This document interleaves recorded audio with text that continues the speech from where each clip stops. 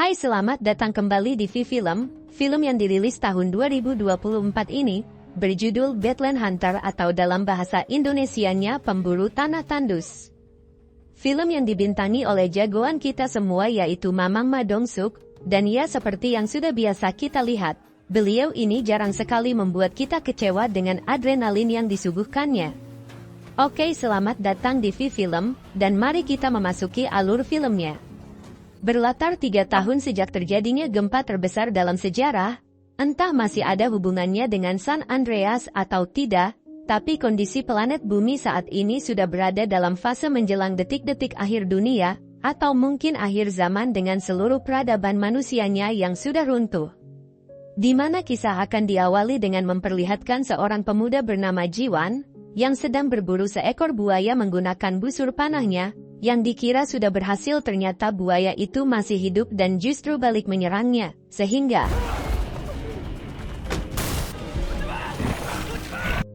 dan inilah jagoan kita semua yaitu Namsan, yang merupakan sahabat dekat Jiwan hanya bermodalkan sebilah golok, beliau berhasil mengkadeksi buaya hingga beliau tewas saat itu juga. Selanjutnya diceritakan ada seorang gadis bernama Suna, yang tinggal bersama neneknya sejak bencana gempa bumi yang terjadi 3 tahun lalu, dan tempat ini menjadi kesulitan air bersih sehingga Suna dan neneknya harus mengirit air, termasuk menyaring air kotor untuk kebutuhan hidup mereka. Diceritakan kembali ke Namsan, yang ternyata berprofesi sebagai seorang tukang daging dengan menjual daging buaya hasil buruannya, uang dan perhiasan di zaman ini sudah tidak ada harganya lagi. Sehingga transaksi jual-beli kini sudah kembali menjadi sistem barter. Tak lama muncullah sebuah mobil yang merupakan para polisi gadungan, yang memang sudah sering membawa paksa beberapa orang untuk dibawa bersama mereka, di mana salah satu warga yang punya postur tubuh tinggi bugar pun mencoba melakukan perlawanan, tetapi lalu mereka melihat sosok yang tampak masih muda, sehat dan cantik, sehingga tanpa banyak pikir panjang salah satu polisi gadungan pun menjambak Suna untuk ikut bersama mereka. Melihat gadis yang disukainya sedang kesulitan, Jiwan yang sedari tadi sudah menahan kesabaran pun akhirnya turun tangan juga. Namun karena jumlah mereka lebih banyak maka dialah yang justru harus dikeroyok rame-rame oleh para polisi gadungan tersebut. Dan ya, jagoan kita semua pun akhirnya turun tangan.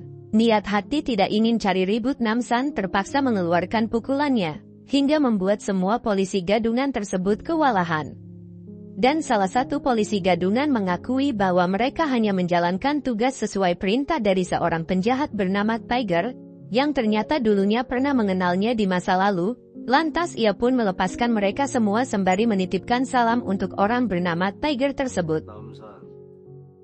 Ketika Namsan dan Jiwan sedang berangkat untuk melakukan perburuan, mereka berdua tak sengaja melihat Suna dan neneknya sedang didatangi oleh sekelompok orang yang mengaku sebagai sukarelawan. Si wanita yang juga berprofesi sebagai guru pun menjelaskan bahwa mereka punya sebuah tempat aman di kota Seoul, yang khusus diperuntukkan bagi para remaja dengan misi untuk melindungi generasi muda di masa depan, yang karena si guru dan timnya tampak sangat meyakinkan, Suna dan nenek pun memutuskan untuk ikut bersama dengan mereka. Dalam perjalanan menuju ke Seoul, Suna dan nenek tidak sendiri, melainkan ada juga orang lain yang salah satunya bernama Lee Juye dan kebetulan seumuran dengan Suna. Karena jarak yang mereka tempuh sangat jauh, para lansia pun akan dibawa ke klinik untuk mendapatkan perawatan yang dengan kata lain Suna harus berpisah dengan neneknya untuk sementara waktu.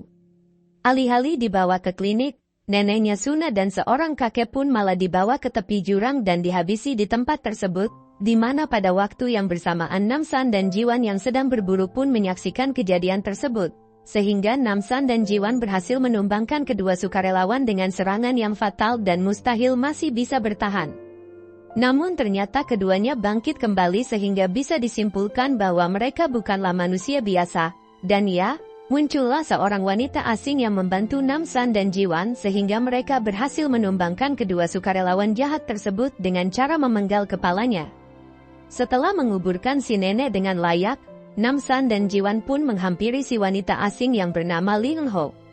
Ia mengaku adalah mantan sersan tentara di pasukan khusus, dan kedua sukarelawan yang barusan mereka hadapi adalah mantan anak buahnya, juga menjelaskan bahwa si guru dan kelompok sukarelawannya adalah orang jahat, Begitu pula tempat yang mereka tuju bukanlah suatu tempat penampungan yang baik seperti yang si guru ceritakan, melainkan sebuah gedung apartemen yang sangat-sangat berbahaya.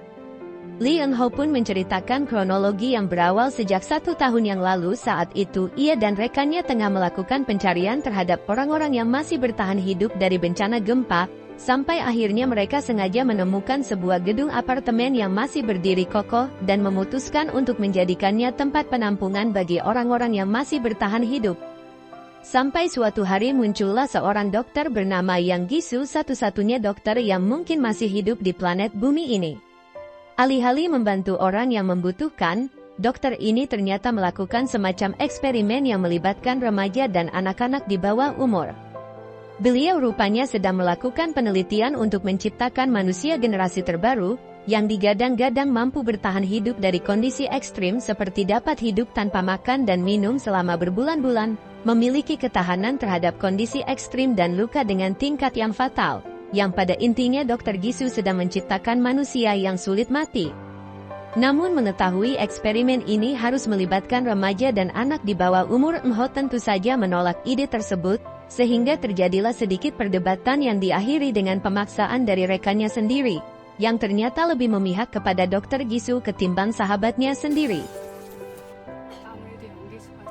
Beralih ke Suna dan kawan-kawan yang sudah sampai di lokasi apartemen, mereka langsung disambut oleh Dr. Gisu yang memberikan sedikit pidato sebelum akhirnya Suna dan kawan-kawan dibawa ke kamar mereka masing-masing.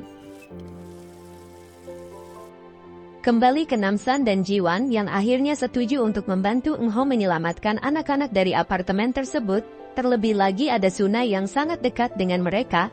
Masalahnya untuk masuk ke sana tentu saja tidak bisa selonom masuk saja, karena akan ada banyak sekali tentara yang berjaga. Sehingga Namsan berpikir seseorang yang mungkin bisa membantunya yaitu musuh bebuyutannya di masa lalu yang bernama Tiger. Yang tiada lain adalah pimpinan polisi gadungan yang sempat muncul di awal tadi. Dan inilah tampang dari Tiger, ketua preman akhir zaman yang sedang melakukan duel dengan kelompok preman lain, di mana saat kedua kelompok tidak terima dengan hasil pertarungan, maka terjadilah tawuran yang cukup brutal.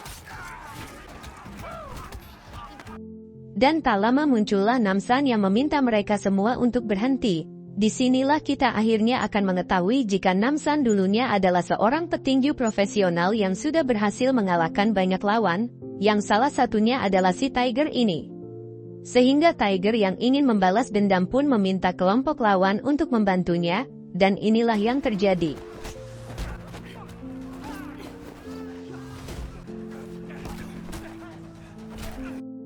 Ya, Tiger pun meringis kesakitan hanya dengan satu bogeman yang dilayangkan Namsan. Sementara kelompok lawan memilih kabur meninggalkan tempat tersebut, Namsan pun menginterogasi satu persatu anak buah Tiger termasuk Tiger sendiri, tentang di mana lokasi apartemen yang dimaksud dan bagaimana cara untuk bisa masuk ke sana. Yang karena mereka semua memilih bungkam, maka jangan salahkan Namsan apabila ia memberikan sedikit shock terapi yang cukup brutal.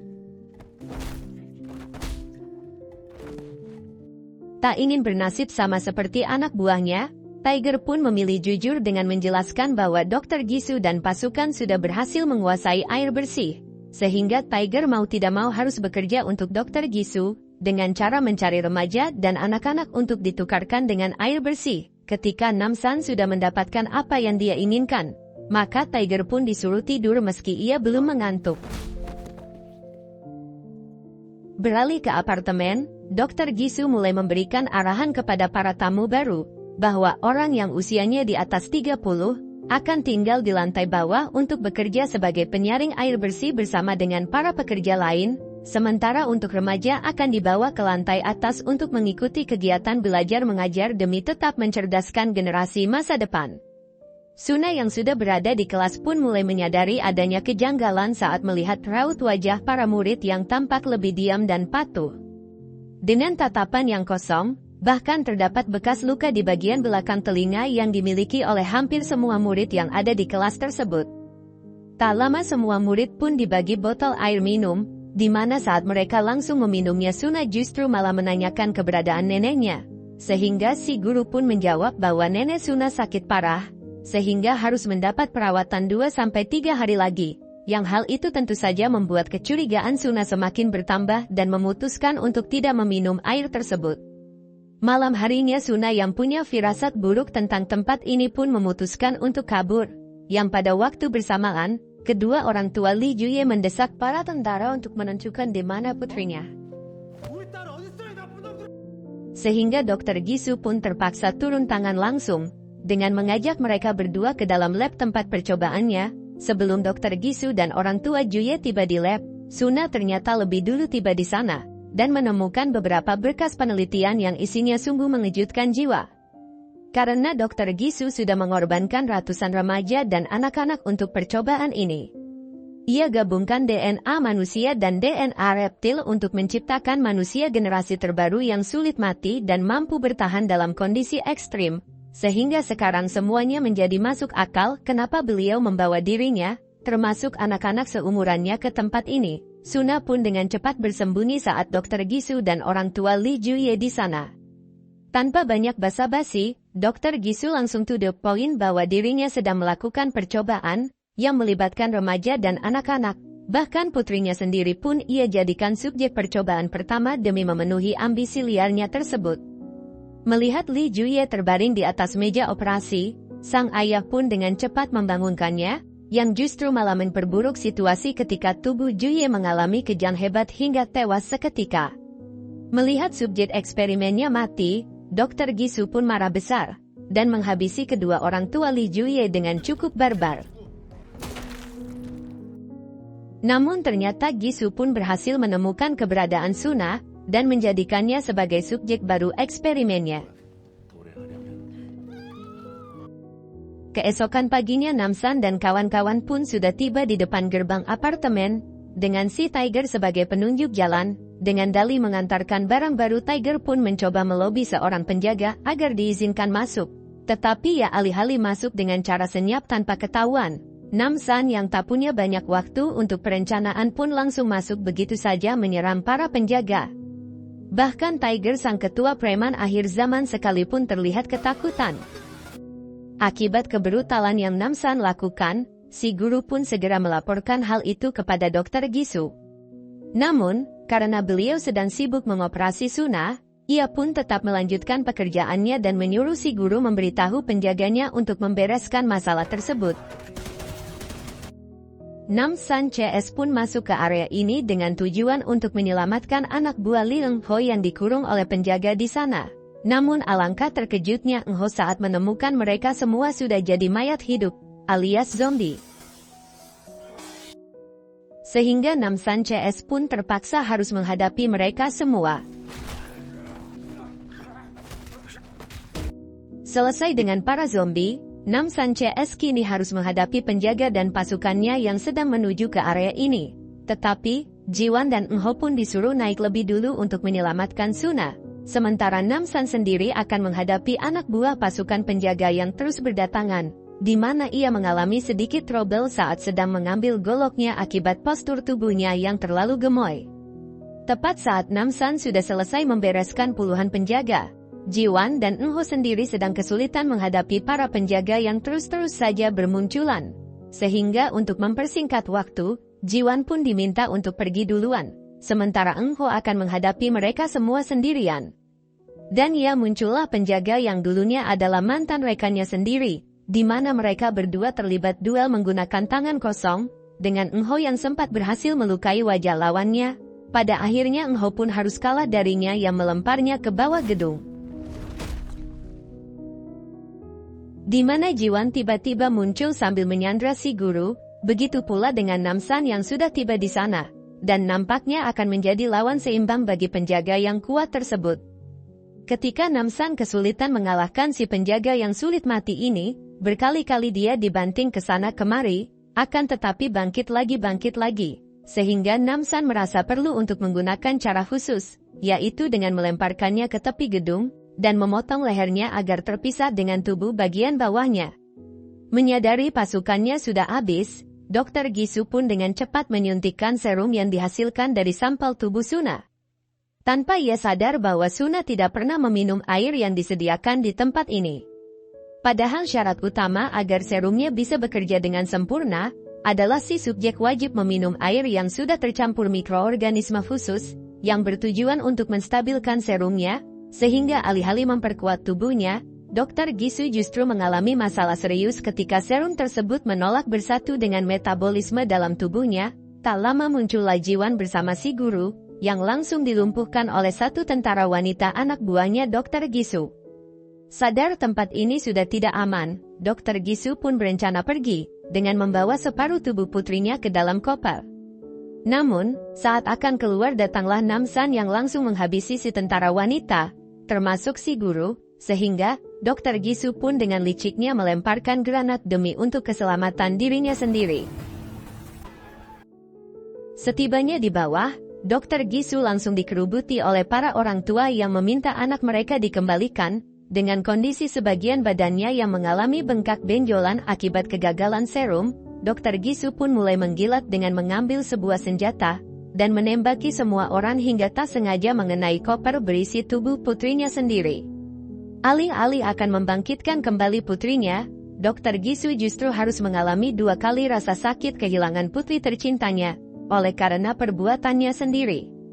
Tepat saat tubuhnya semakin membengkak tidak karuan, muncullah Namsan dan kawan-kawan, yang tanpa ragu langsung menghabisinya saat itu juga. Setelah semuanya berakhir, barulah turun hujan yang selama 3 tahun ini tidak pernah turun. Sebagian anak-anak dan remaja pun kini bisa kembali pada orang tuanya, sehingga mereka bisa memulai kembali peradaban tanpa adanya para oknum yang akan meresahkan. Beberapa waktu berlalu, Namsan pun seperti biasa berjualan daging kembali. Ia juga didatangi lagi oleh wanita yang disebut Jiwan Ibu Tiri, dan Namsan pun menolak ajakan wanita tersebut, namun akhirnya ia pun pergi, dan film pun tamat. Oke guys, terima kasih sudah menonton sampai akhir, jangan lupa untuk like, komen dan juga subscribe.